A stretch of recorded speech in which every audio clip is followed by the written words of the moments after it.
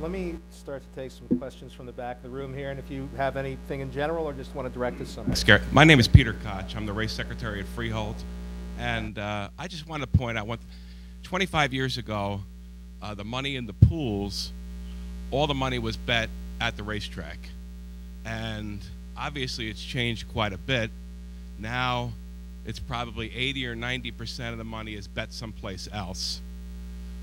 We've got a core of players who come, watch the qualifiers, come every day, and they didn't even realize this huge disparity now, and they get excited because they feel like, I'm betting in Freehold and I'm betting against some guy in Ohio or Florida or wherever. And you know, I heard quite a bit that like you can't beat this 17% or 20% blended takeout, but I just want to put it to the panel. Are we letting people know what really exists now and what an edge it is, especially in harness racing, watching horses warm up or score down, that they're betting against most of the money's coming from someplace else?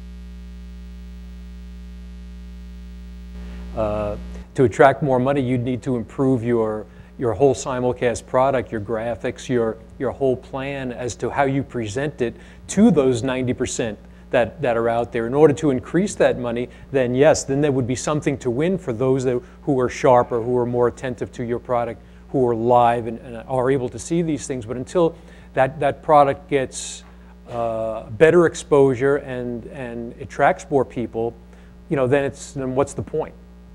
But I agree with Peter. I mean, that was kind of what I was trying to say. I mean, the handicapping races in general are attractive to people that feel like, well, if I figure this out, I could do better than the other guy. Again, it's the same poker mindset. If I can just get better, if I could practice, I could figure out some of this stuff, I could beat the guy sitting next to me. I could do a better job than him.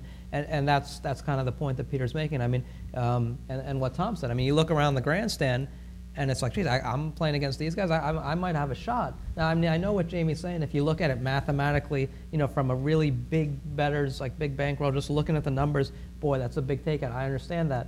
But that's the highest end player. I think there's people maybe one step below that aren't necessarily just looking at the bottom line. Okay, you know, my edge is, you know, 1.9% here. It's 2.1% here. I'm putting all my money in the 2% edge, and that's it.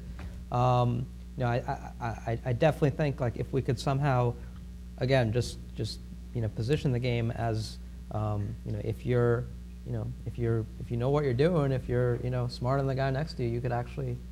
The problem with the person who isn't a horse bettor is now, if they look at horse racing, their initial perception is that they will never be able to overcome that. One of the most important gambling books that ever came out was Beat the Dealer in the early 60s. You know, it outlined a way to beat blackjack counting.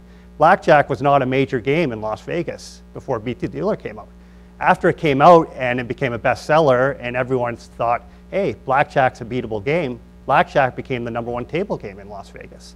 And it didn't hurt the casinos at all because, you know, for every blackjack player who was able to beat the game, there's 100 players who tried to apply the system and lost. So the casinos made a lot more money, but it created an interest in the game that, you know, translated into more people playing blackjack. Just because the perception of the game changed, that people thought it was a beatable game. And people don't think horse racing is a beatable game right now. Even, you know, an expert player who's been around the game for decades, you know, they have their own method where they know they could beat it. But for the 22-year-old poker player, they look at horse racing, they see that takeout, and they go back playing poker. I totally disagree, though, in one respect. Unless you're like a Jamie or a Les or a Jay, the average gambler has no clue about takeouts. And we do. Like, the people that made racing in 1970s and 80s, they didn't even know what I could go to anyone at the Meadowlands today and walk in there right now and say, what's the takeout? And they won't have a clue. But they still have the perception that horse racing is not beatable. I mean, well, it's better value than any other gambling form other than poker, which is a game of skill. I don't disagree with that, but it's the thinking man's lottery, particularly when you're playing some of the bigger plays, the pick 4s and the pick 6s and stuff like that.